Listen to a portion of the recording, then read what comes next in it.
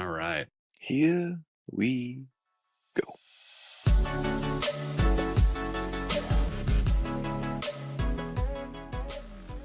Welcome back to another episode of the Merge Feast. Blake back here with Logan and Brandon. What's up, you two? What's up? What up? Well, last week we talked about kind of our top Survivor villains, and I say we do a full 180, and this week talk about our top Survivor heroes. So we kind of talked about what makes a villain, but I want to hear from you guys. What do you think makes somebody a quote-unquote hero in Survivor? I think oftentimes for me, and I don't know if this is a Survivor thing or a life thing, oftentimes a hero seems to be the underdog in the story and overcome the odds and have everything kind of working against them. And against Survivor, you see it with players. I won't name names so we don't spoil the episode, but you see players that need to win immunity in order to stay alive, and they do that again and again and just pull rabbits out of the hat and just are able to find different ways to survive. I think it also comes down to doing whatever you can to also help your team and your tribe to succeed and like helping each other out. Obviously, it's what you can do to further your game. But at the end of the day, if you're on a tribe, whatever you can do to help your tribe, whether it be in a challenge or sacrificing something, like I feel like some of these people also have some of those characteristics or tendencies too. No, for sure. I mean, when I think of villain, I think of selfish, like how do I advance my game and I don't care about what happens to anybody else. And the heroes, it's I want to advance my game, but I want to do it in a way that like helps other people too. And I want to bring my tribe along with me, and I'm willing to not throw people under the bus to advance my game. I don't know. It's just a different mindset. Same goal, but totally different mindset and gameplay. So I know we have some good names. So if we want to kick it off, I think we've all got what, three? Yeah. Yep. 3 names. So we'll narrow it down to top 5. Brandon, you want to start? Yeah, I'll kick us off. So I have 3 names, obviously, and I'll kick it off with JT from Survivor Tocantins, winner of Survivor Tocantins. I don't think there was anybody on his tribe that didn't like him. I don't think he got a single vote against him, and he was an unanimous winner in the final tribal council. Just understood the social game, understood the strategic side of it, understood the physical side of it, was able to keep everybody happy, and everybody wanted to work with him. He was able to align with the right person and Stephen Fishback and them working in tandem, and getting all the way to the end of the game. I know that's not necessarily the definition of a hero, but getting all the way to the end of the game without really making anybody mad.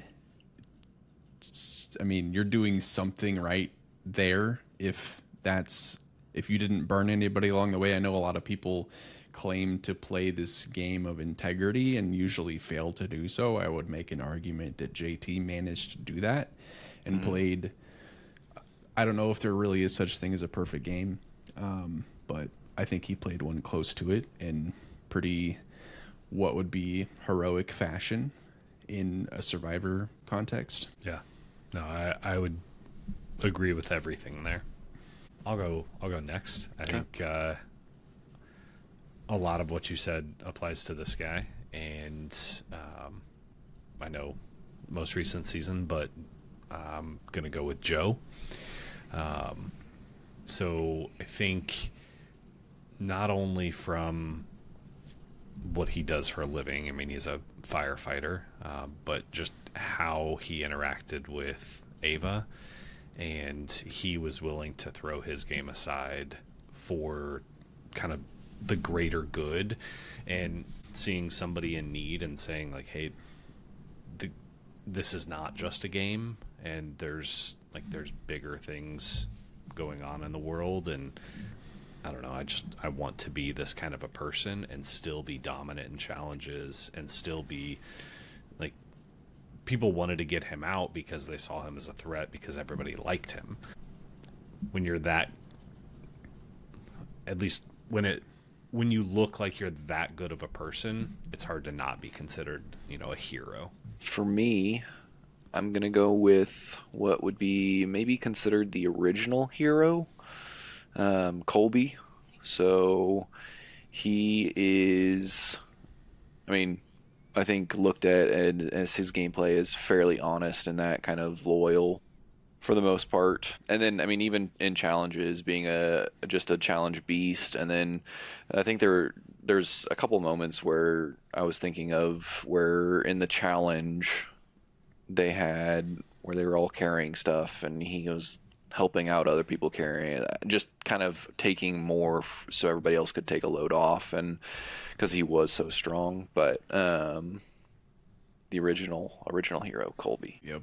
Yeah, I like that. I'm excited to see Survivor 50 Colby. See if he can kind of run it back to Australian Outback. Yeah. Because there were a handful of times where him and Jeff kind of got into it, weren't there? Yeah, I can't remember. There's a clip recently that I saw, not recently. I saw the clip recently. It was from obviously a while ago, where Colby was like, "All right, we get it, Jeff. Let's move on." Yeah, and he's like, "Well, hold on. I didn't realize it was your show. Yeah, well, I'll say we'll move on whenever we're ready to move on." And I don't know.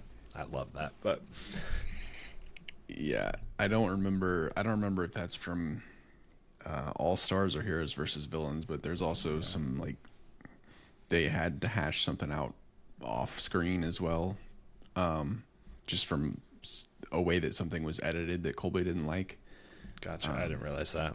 Yeah, but Colby's got a history of being a host of a show, not to the level of Survivor, but with Top Shot. Yeah, which great show. If you haven't watched it and you're into firearms, it's pretty good. My next hero is Cirie. And I think she's a hero for a different reason. I think she's the fans' hero. Mm-hmm. 'Cause she was the inspiration, I was afraid to apply because I didn't think I could do it. And, she did apply. She overcame that, got up off the couch is kind of the coined phrase by her. I got up off my couch and did this. And now she has made a living being a reality TV star. She's played Survivor. I think this is going to be her 5th time in Survivor 50. She's played Traitors, Big Brother. She's done Australian Outback or Australian Survivor. There's probably some other stuff that she's done as well, but I think she's just the person that you look to, and sometimes you just got to take the leap and doors will open. And I think she's just a great example of that. And I think a hero for reasons bigger than Survivor. Yeah. To me, Colby is who everybody looked at and said, I would love to be just like that. And Cirie is somebody you look to that you think, like, I am just like her. I can do this. Yeah. Where Colby almost seemed like, that's, the big muscular guy in the magazine that everybody wants to be. And Cirie's like, no, anybody can do it. And yeah, definitely inspiring and hero-esque. And I'm thankful for your kind of look at that, Brandon, because I don't think a lot of people would look at her that way, as a hero from that sense. Mm-hmm. But I think that is a very, very good point, and I like that a lot. Thank you. My next one is Ozzy. I think kind of different from the last two, but he was a provider for the tribe. I mean, he was always out fishing. I mean, I swear he has gills. Gills and flippers. Yeah, he webbed feet, man. but no, I mean, he caught so much fish, and it was like, hey, I'm not doing this because I'm having fun. I mean, that's part of it, but I'm doing this because I want my tribe to do well in challenges, and I want us to be strong. And, you know, I'm not going out and cooking the fish all myself. It's for everybody. And, I mean, he was always known and kind of kept around for as long as he was because of the provider that he was. And, you know,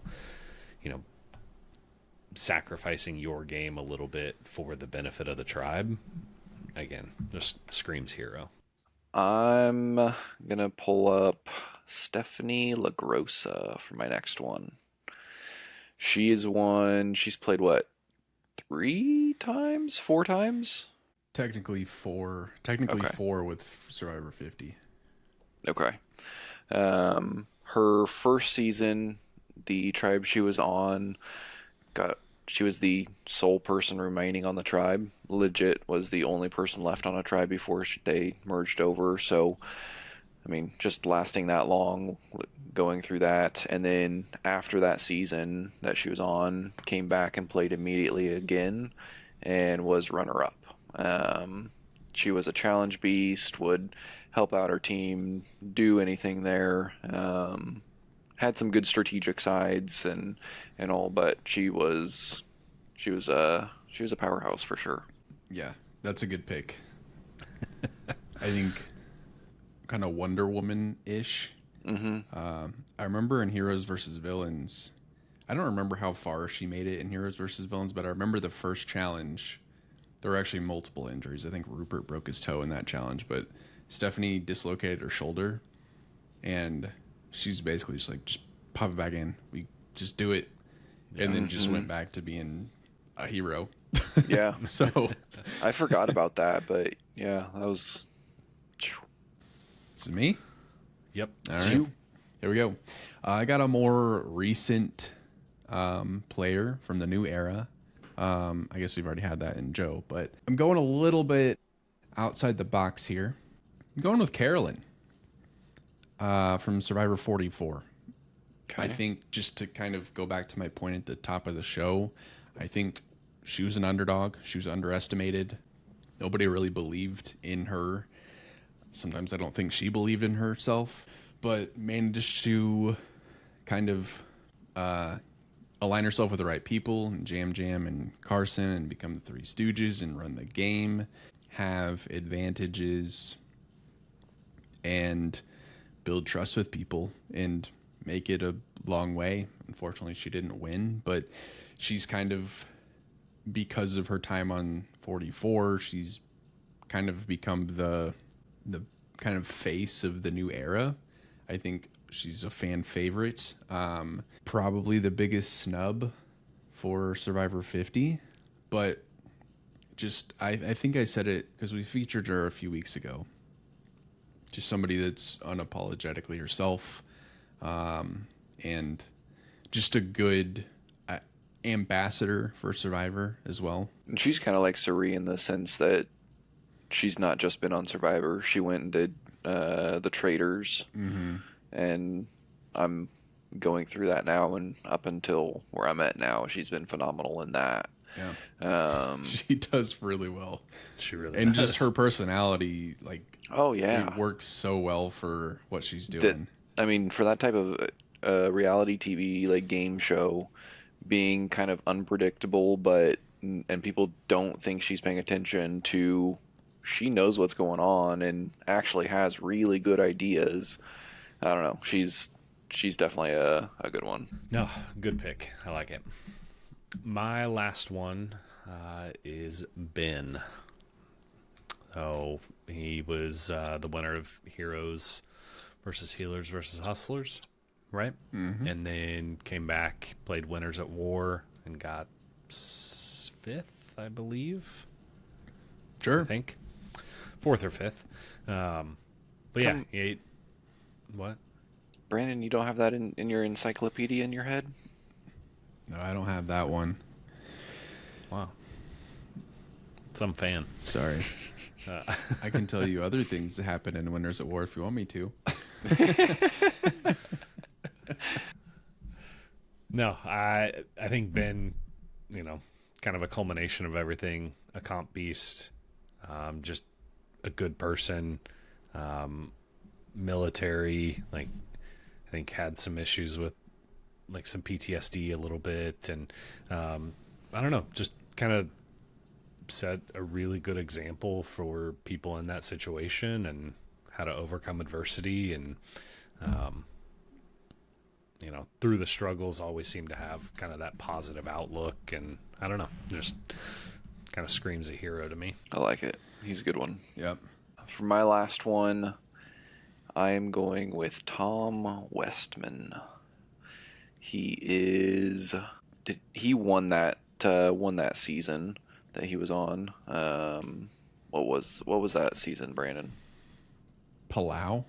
Palau. I knew it started with a P, but I didn't want to sound like an idiot, so. Wow. Palau.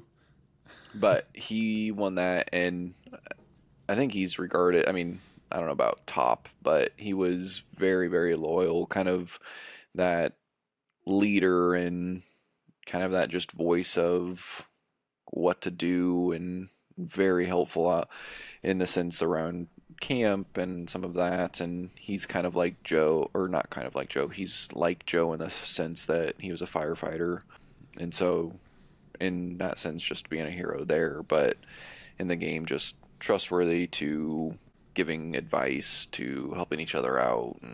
But he's a good one. Challenge beast. Challenge beast for sure. I like it. Well, I know, I don't know about you guys, but I had a hard time kind of narrowing it down to the people that we did. Because there's a lot of, good, solid, who I would consider heroes, and picking the standouts. Some of them were easier than others, but when we first talked about doing this, I don't know, it was harder than I expected to kind of narrow it down. Looking at our list, I find it kind of funny or ironic that we have only 2 new era players, and in the new era that's all supposed to be like no villains, and that like I feel like I'm kind of surprised we don't have more from there. I think that's partly because there are no villain casts, because you don't have, There's nobody to root against. Yeah, that's true. I mean, everybody is that feel good kind of person. That's true. And that's why I think those new era people that we do have on there, like Joe, for instance, is such a standout person, because like everybody was likable. Yeah. Like and for him to say, hey, I want to play a game of integrity, and legitimately do that, now to his detriment, but that is, I mean, he played that from the very beginning. And I don't know. I think, like you said, Brandon, when you don't have somebody to root against, it's harder for those standout heroes to really show up. Yeah. Well, I mean, now we have a tough decision to make. Got to narrow it down from 9 to 5. Oof. Do we all take one out of each of our lists like we did last time? Yeah, we can do that. Blake doesn't want to. No, I definitely can. I mean, I think I've got the top 3, but I'm just kidding. Kidding. I think I know who I would eliminate from everyone's list. Okay. Why don't you just run the show then? I'm just kidding. Hey, wow. Yeah. No, I think I could do that as well. Well, I'm not going first. Logan? I don't want to run the show, so. From my list of 3, I was going to take out Tom. Okay. Yeah, That's fair. I agree. All right. I'll remove Carolyn. I agree. I think so. That's the last name that's coming off my list. Agreed. Sucks to suck, Blake. I would remove Ozzy. Really? Okay. Yeah. All right. So Joe, Ben, Colby, Stephanie, JT, and Suri. Right? I say we just go with top 6. I mean, it's a great list. It is Because- a really good list. And they're not all heroes in the same way. Like, they're heroes in kind of all a slightly different way, and I mean, I love that. You want to know? I'm going to pitch JT as the number 1 hero, and here's why. So, listen. Heroes versus villains. JT is on the Heroes tribe. Russell Hantz, who we talked about last week, on the Villains tribe. I don't remember if they're doing an auction or what they're doing, but both of the tribes are together. JT, or I think the majority on the Villains tribe is women, and then Russell. JT thinks that Russell is in trouble. So JT writes Russell a note. It says, "Hey man, once we get to the merge, we got you. Don't worry, I know you're in trouble." And I believe JT also gave Russell an idol in that exchange. Ultimate hero move. Just completely naive. Obviously didn't know Russell's game, but it's such a good moment.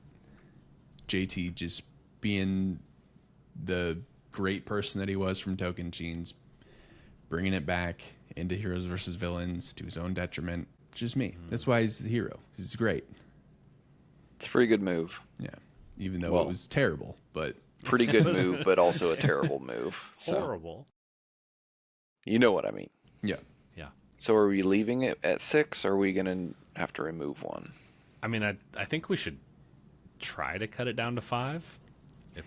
I think if we can all come to an agreement, but I mean, I do you want me to pitch? yeah, let's Go hear ahead. it. All right. Because I could make a pitch for a couple people.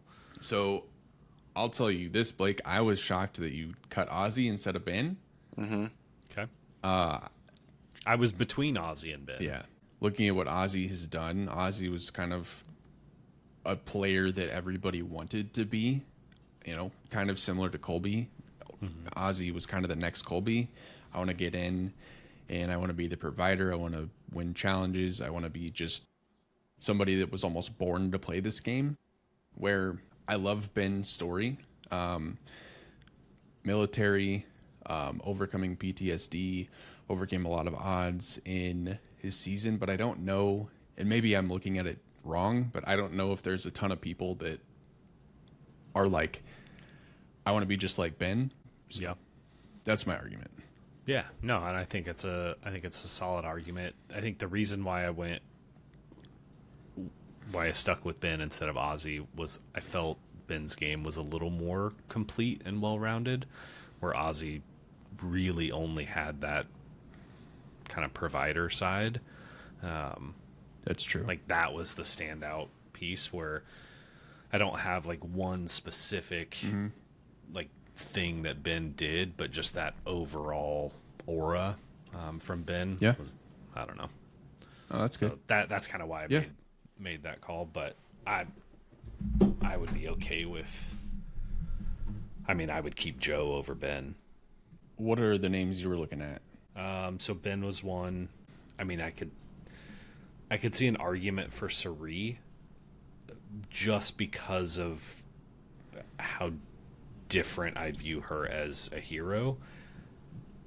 But at the same time, I really, really like the idea of Suri being on that list, and almost towards the top of that list, because I think she's a hero for a lot of people in a completely different way than anybody ever before. And so I could see a little bit of an argument for her. And then the Go other ahead. one would be Stephanie. So, between her and Colby's the OG hero. It'd be really, really difficult for me to take him off that list. And I don't know who I would put Stephanie above, in my opinion. Yeah. I was between leaning towards Ben, but then also, like you said, Blake, kind of looking at Suri. But I like her being on that list. So Yeah. my opinion would be Ben from that list. But Ben versus Stephanie. I think this is kind of the next way of thinking for me on this with Ben is Ben won Survivor 35, season 35. And it's from the Survivor fan base, his win through no fault of his own is not really looked at in a great light just because the whole implementation of fire making challenge felt like Ben robbed Chrissy of a potential win. And then looking at Stephanie going and having her tribe get decimated and having to basically play like rock, paper, scissors. I think they did a fire making challenge, Stephanie and Bobby John, and then being last man standing in her tribe, having to stay at her tribe alone for a night, coming back the very next season, running all the way to the end, losing. I think she should have won that season that she was runner up on. Yeah. Well, she didn't. I was saying that, like, joining in with you saying like she was runner up, but like I think she should have won, so she played phenomenally. Sorry, just bad timing. No, I was with you, Logan. Brandon was like, I don't care what you think. No. Well, I was like, you're going to throw shade at Danny from Kansas City, who actually won that season? Come on. I definitely liked her, but I mean, we talk about all the time how the most deserving best player or the person with the best gameplay rarely actually wins the game. So yeah, they probably took fourth that season. Yeah. So, but with all of that being said, I would still remove Ben. It's kind of where I'm leaning. I'm okay with it. All right. So we've got Joe, Colby, Stephanie, JT, and Suri. Yep. I like it. It's a solid list. Yeah, that's a really good list. And yeah, I think we did villains last week, and there's lots of villains, but you don't remember a lot of them. But there's a few just really standout villains, but there's a ton of people that fall into the heroes category. Mm-hmm. Yeah. Some that we didn't even talk about that probably deserved at least honorable mention, but yeah, for another time. No, I like it. And I don't know. I keep going back to, and we talk about it pretty regularly, but how Jeff said that doesn't want to cast, like the villain archetype. We don't want more villains. And that's definitely something I want to see in season 49 at least. Again, it doesn't have to be the Russell Hantz, but I think having a little bit of that villain mentality will make some other heroes shine, and you may have some players that you're rooting against. But I love comparing those players, and it's crazy that I have, if I were to pick 10 of my all-time favorite players of Survivor, there would be some from the heroes list and some from the villains list. Mm-hmm. So I don't think it's something that everybody needs to be a hero. Mm-hmm. I think it's okay to have some villainous characters, and I don't know. I hope that comes back at least a little bit. Yeah, I'm with you on that. Like I said, there's a lot of villains, but you don't remember most of them. But the ones that you do remember are, if you were just gonna shout out Survivor contestants, villains probably are first that come to mind. Yeah. So it's a cool dynamic to have, because just thinking of from a movie or TV standpoint, you have, superhero movies have been dominating the box office for 15 years, and you have somebody to root for, you have somebody to root against, and I think having that in Survivor is something that's needed too. I think last season is a great example where it was uplifting and inspiring. because I think you could make an argument that most of that cast could fall into a villain category, or excuse me, a hero, Yeah. a hero category. They're all terrible people, and I think having some balance would have probably thrown that season higher on Yeah. the list. Yeah. And in this day and age, it's hard to, I don't know. I could see where if you got the edit that kind of played into the villain side of it. So, Brandon, if you went on Survivor and you had a little bit of villain-esque, but that wasn't necessarily your MO. I mean, you weren't the Russell Hantz of the tribe, but playing a little more selfish, and Survivor edits that in a way that makes you look bad, and now your entire reputation forever is you're this mean guy. Yeah. I kind of wonder how much of that is CBS saying, hey, we just don't want to risk like social media backlash and some of that, so we're going to try and paint people in the best light possible, so we're going to have more of that positivity. Yeah. I hope not, but I don't know. I could see that being a real issue this day and age. But, I want people to think I'm a mean guy.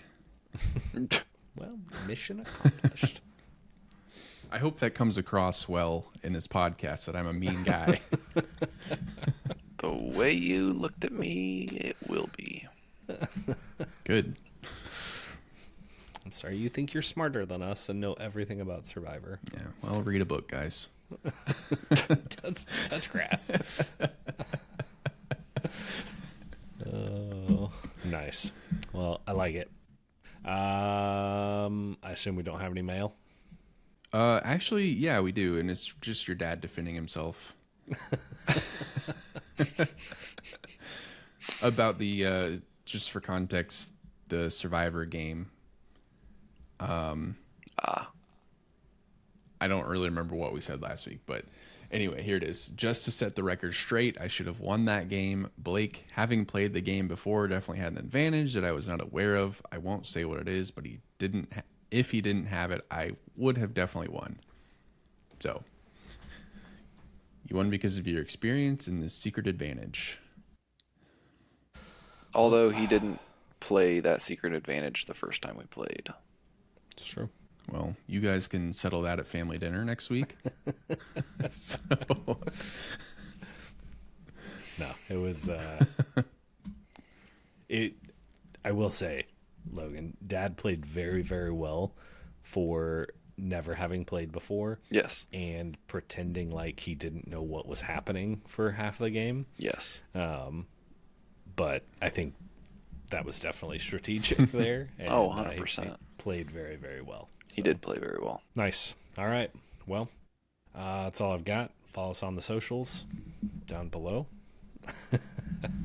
And, yeah, shoot us an email, and we will be back.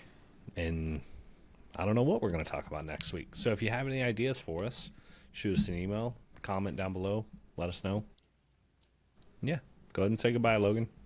Goodbye, Logan.